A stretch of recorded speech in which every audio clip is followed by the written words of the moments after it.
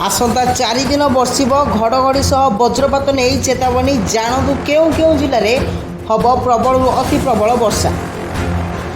बंगोपसागर में सृष्टि होता घूर्णिबलय उत्तर पश्चिम और संलग्न पश्चिम केन्द्रीय अंचल में अवस्थित रही प्रभाव में सारा ओडिशा रे वर्षा लगी रही।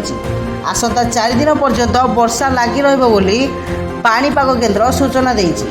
आज 7टा जिले में प्रबल अति प्रबल वर्षा होबार संभावना रही।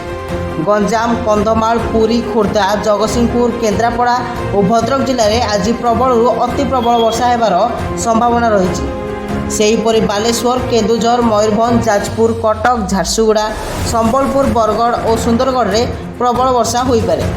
आज 30 तारीख मध्य उपकूल ओडिशा रे समस्त जिला समेत संलग्न जिलागुड़िक काल बैशाखी प्रभाव लगी रहिबो। बिजुली घड़घड़ी और वर्षा होगा सह किछि जगह घंटा प्रति 30 ରୁ 40 किलोमीटर बेगर पवन बहबार संभावना रही। ब्यूरो रिपोर्ट जागरण 24 न्यूज़।